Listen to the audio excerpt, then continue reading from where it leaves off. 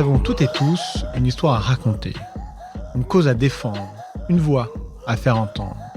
Je suis Fouad Souak et Nouveau Récit est un podcast produit par Parole Publique.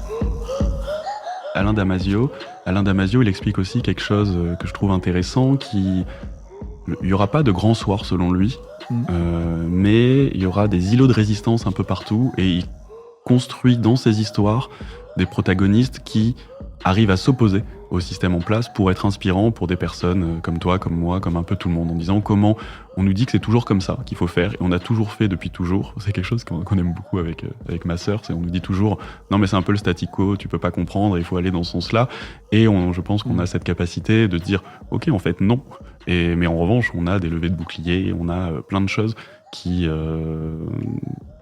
viennent nous opposer la bonne raison ou le monde économique ou tu comprends pas, etc. quoi. Ouais. Et c'est vrai que il faut avoir une forme de courage au niveau individuel pour changer ces modes d'habitude. Ouais. Et alors, quelle est la mission de Carbo ? Nous, on s'est fixé collectivement notre raison d'être, c'est comment on arrive à accélérer la prise de conscience écologique pour réduire dès maintenant notre empreinte carbone.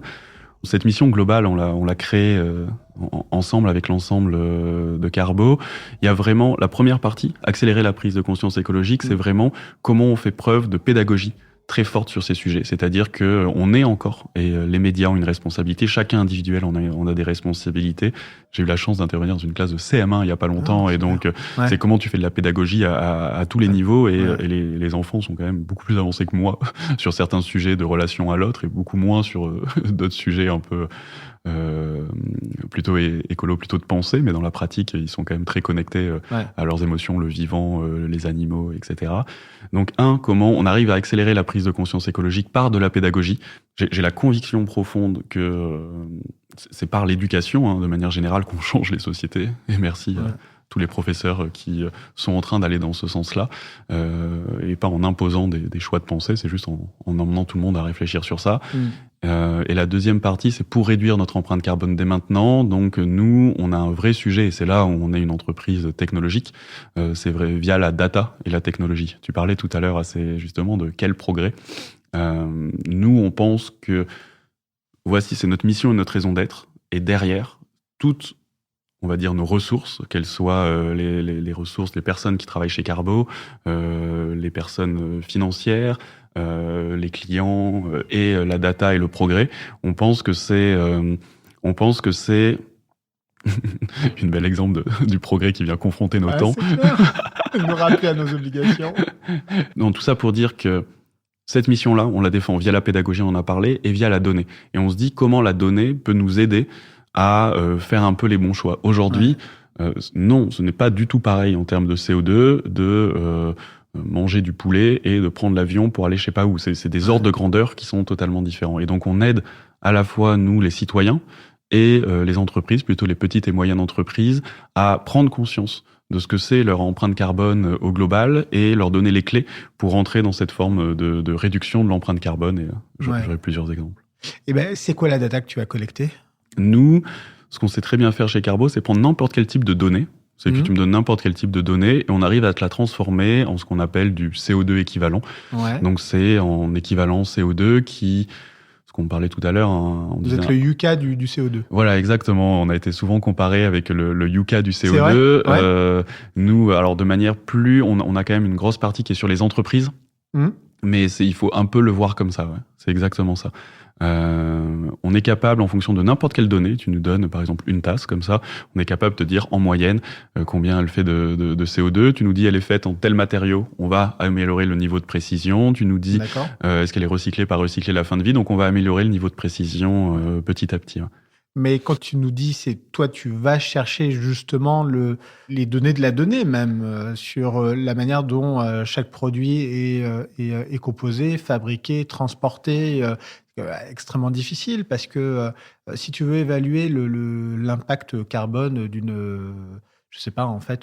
pull, le pull qui soit fabriqué au Bangladesh ou au Portugal ou à Paris n'aura pas du tout le même CO2. Il va falloir aller très loin dans la précision sur Est-ce que c'est un tissu recyclé ou pas recyclé? Est-ce qu'il y a du plastique à l'intérieur ou pas? Est-ce que sur la ligne de production, je sais pas, de ce pull, est-ce qu'il y a 5, 10, 30% de déchets de pulls qui ont des défauts et donc qui ont été remisés et puis qui repartent?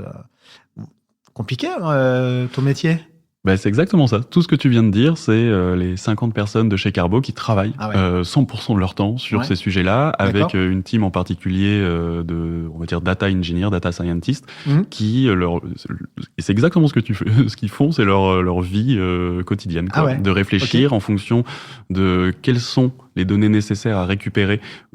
Par exemple, alors là, tu parlais d'un pull, par exemple, mais effectivement, on a des clients industriels qui font du textile, et c'est vraiment ça, quoi. Comment tu arrives à récupérer un maximum de données de manière automatique pour derrière donner une empreinte carbone qui est pertinente, qui est précise, qui permet de faire les bons choix. Et je vais te dire au hasard, mais potentiellement, on a travaillé avec... on revient de manière très concrète, on redescend du méta au concret. Mais par exemple, on a travaillé avec une marque de lunettes qui en fait s'est aperçu que dans leur distribution, je crois que c'était 50% de leur empreinte carbone, c'était dû à des livraisons qu'ils faisaient par avion et qui correspondaient à, je pense, c'était 0,1% de leurs clients, quoi. Donc en fait, en leur donnant ces chiffres-là, en 2 secondes, ils se sont aperçus que en fait, ça leur coûtait rien niveau business de couper ces émissions-là et d'arrêter la livraison en avion. Donc là, je parle de modifications assez faciles que nous, on peut faire dans la vie de tous les jours. Alors, au niveau individuel, le fait de moins acheter, j'ai adoré la pub de l'ADEME récemment avec le dévendeur. Je me suis dit, quel courage en vrai, continuer comme ça l'ADEME. C'est très chouette de faire ce genre de truc. C'est du militantisme politique sur ça. Et oui, le but, c'est de quand même de pas consommer avant de consommer.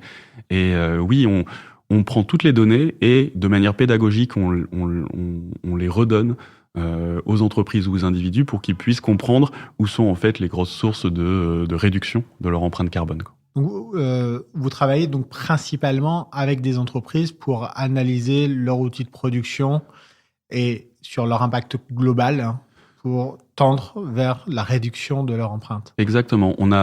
Pour revenir un peu, on a 2 outils chez Carbo. On a un outil citoyen qui permet à tout un chacun, de manière gratuite, de calculer l'empreinte carbone. Et là, on a un algorithme qui se base sur les dépenses bancaires. Donc, en récupérant les dépenses, on arrive à avoir une estimation plus ou moins précise de son empreinte carbone à l'année. Puis, on peut le voir évoluer, etc.